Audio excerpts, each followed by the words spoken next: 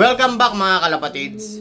So for today's video ay magkakarga tayo ng mga warriors natin. So last lap namin. So huling race namin sa December 7 mga kalapatids.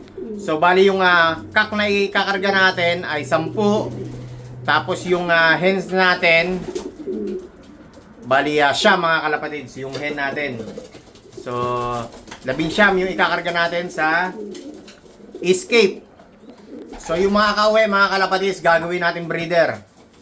Lalong-lalo si pilay natin na 1171. So sana makauwi yan mga kalapatids.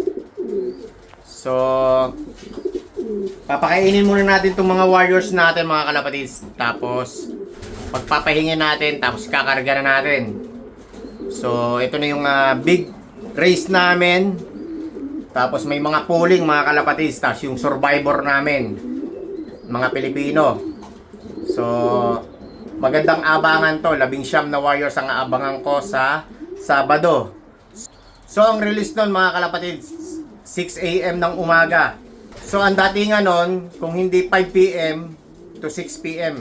So bali 11 to 12 hours ang flying time ng mga warriors natin. So yung mga warriors natin, buong buo na ang katawan. Merong iilan sa hen mga kalapatids kasi merong dalawa doon nagpares. So medyo manipis yung katawan nila mga kalapatids. Pero yung iba, buong buo na mga katawan nila mga kalapatids. So lalong lalo to si tatang natin. Bali daybird natin to, second clacker ng escape noong nakaraang taon mga kalapatids. Tsaka si T98 natin. Tapos yung LK natin, eto. Bali, finisher natin ng 825 kilometers din yan last year mga kalapatids. Tapos ito si Pilay. Bali, hasting lang nilipad niya last year kasi na-injured yan. Kaya tinawag kong Pilay mga kalapatids. Nabali yung paa niyan. So, papakainin muna natin yung mga wires natin mga kalapatids. Tapos, kakarga na natin. So, good luck sa lahat ng flyers ng NCH, Kayapoy at Richmonds. So, lalong-lalo na sa mga Pilipinong flyers dito sa New Zealand mga kalapatids, pati sa North. May race din sila, December 7 din. So, pakain muna tayo mga kalapatids. The next day. Welcome back mga kalapatids. So, update tayo sa mga warriors natin. So, ang oras nga ay 4:42 na ng hapon. So, bali 10 hours nang nalipad yung mga warriors natin mga kalapatids. So, galing sa escape. So, siguro mga ang dating mga 5:30. Pero kung may parating na tayo na 5 o'clock mga kalapatids, mabilis yung dating ng warriors natin. Kasi mula sa 100 km papunta dito ay medyo tailwind na mga kalapatids. So yung Hastings ngayon, dahil tatlo race namin, Hastings 567 kilometers at Gisborne na 710 kilometers at Escape na 825 kilometers. Bali sa Escape lang tayo nagkarga. Hindi na tayo nagkarga ng Hastings at Gisborne.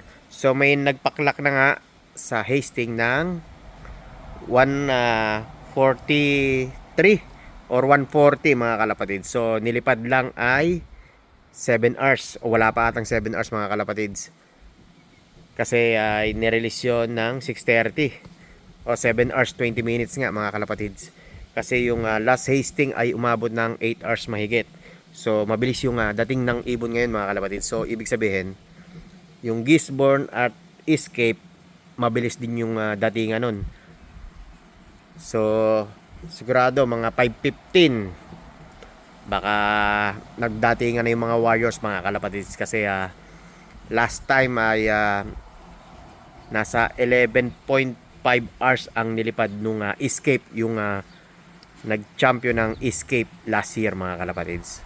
So ngayon ay bali 10 hours na silang nalipad. So sabihin natin 11.5 hours ang flying time nila. Tapos tailwind ngayon. So magbabawas tayo ng 1 oras mga kalapatids siguro. So yun ang compute ko mga kalapatids. So between 5:15 to 5:30 mga kalapatids. Sigurado may datingan ng ibon yun. So sana maraming ibon tayo na mapa-daybird doon sa 19 na kinarga natin mga kalapatids. Tapos pipili tayo ng gagawing foundation doon sa mga ibon na consistent bird natin. So sana makauwi lahat mga kalapatids. So mamaya na lang ulit mga kalapatids. A few hours later. So update tayo mga kalapatids. So ang oras nga ay 7:40 na. So 13 hours nang nalipad yung mga wires natin. Ayan, makulimlim na. Tas ang lakas ng hangin mga kalapatids. Dun sa pinagbitawan, ayan oh. Ang dilim na mga kalapatids. Tapos makikita nyo yung current ng ulap. Ayan oh, ang lakas. So nahirapan siguro yung wires natin mga kalapatids. Siguro dun sa pagtawid ng dagat nila mga kalapatids, tinaboy na sila papunta doon mga kalapatids. Malakas ang hangin, tas ayan oh, makulimlim na. So 13 hours nang nalipad sila. So wala pa nga tayong paklak mga kalapatids, ayan oh. So sana may lumitawan ng ibon sa atin mga kalapatids.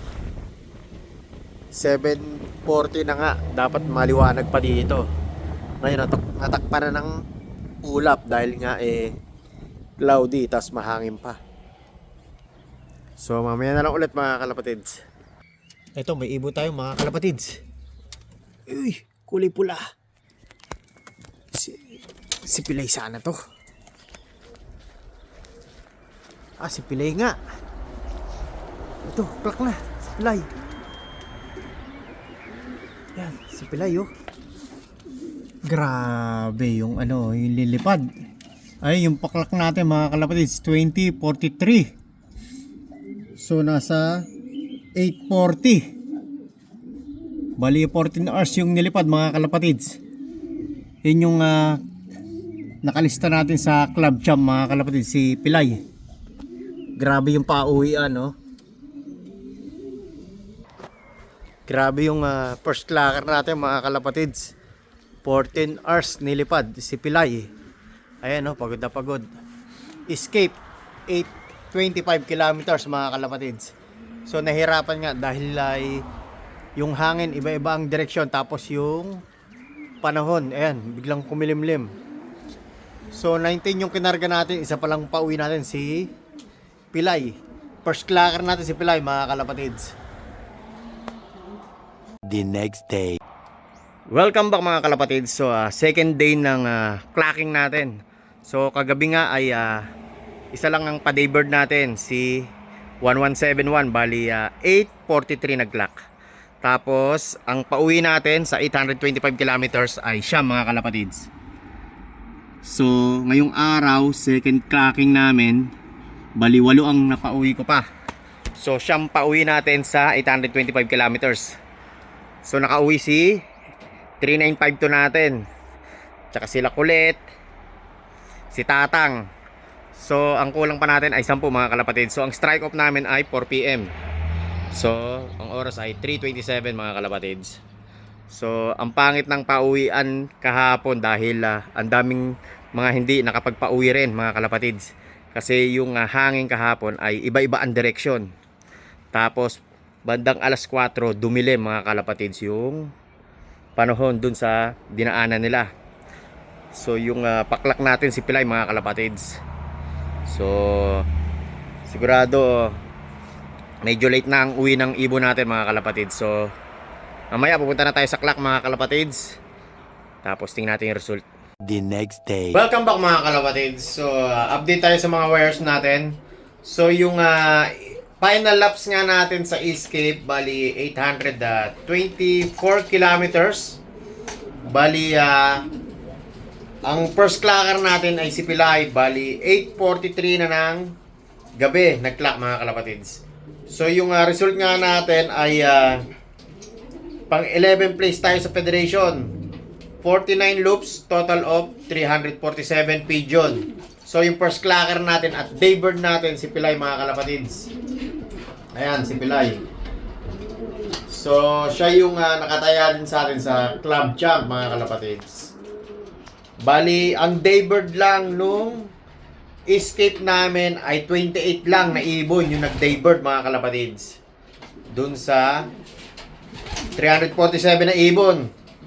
Tapos, yung second day clocking namin, may umuwi sa akin na 8 mga kalapatids. So, clocking pa rin yun.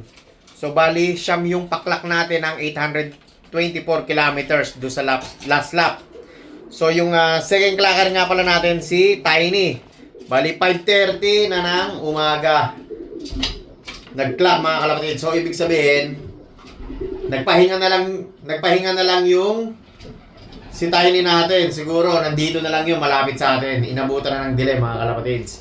Tapos, yung third clocker natin mga kalapatids, ito, si 3950. Bali, full siblings ni Pilay. Ayan. So, si Tiny nga pala natin, pang 30 place sa overall.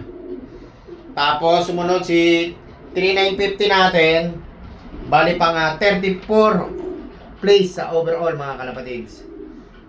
Tapos, si Kulit naman natin, bali pang 38. Ito, si Kulit, nakauwi sa atin. Ayan. Pang 38 overall naman sa atin. Tapos, si 3953, ayan, yung pares niya ngayon, bali pang 58 place sa overall mga kalapatids. So yung pang pitong clocker naman natin si Tatang, ito nakauwi. So bali si Tatang pang 77 place naman natin sa overall. Tapos yung pang 8 clocker natin si 3952. Ito nakauwi si 3952. So pares ngayon ni Pilay. So kukuha na natin ng late breed tong dalawang to mga kalapatids. Tapos yung huling clocker natin si 2439. Ito. Ayan, nasa baba. Bali, pang 98 place overall sa total of 347 pigeon. So, bali, yung paklak ng escape mga kalapatids, nasa 100 plus lang ata. Nasa 100. Tapos yung daybird, bali 28 lang mga kalapatids. Yung iba, walang paklak. Yung iba, 15 kinarga, walang paklak sa escape dahil napakahirap ng race namin. Akala ko medyo mabilis yung uwian ng escape kasi yung hasting medyo mabilis yung pauwian, 7 hours flying time lang. So bali si Pilay natin, bali inaabot ng 14 hours yung flying time niya mga kalapatids. So ito si Pilay tsaka si 3952, yan. Bali kukuha natin sila ng pang late breed mga kalapatids. Ayan, yung consistent bird natin. So, ibali yung consistent bird natin, itong dalawa. Ito, si 3953. Tsaka si 3951 pala. Ayan, mga kalapatids. Ayan. Tapos, yung dalawang consistent bird pa natin na hindi nakauwi, si 2449. Yung SIS bird natin, mga kalapatids. Yung nag 6th place sa Futurity. Tsaka si Diwata. Nag-place sa atin sa Cape Campbell ng Federation mga kalapatids. So, siyam yung paklak natin. Bali, 19 yung kinarga natin. 10 yung hindi nakauwi mga kalapatids. So, hanggang dito na lang mga kalapatids. Don't forget to like, share, subscribe dyan in Danny Loop Pigeon Racing. Ingat and happy flying sa inyong lahat. God bless mga kalapatids.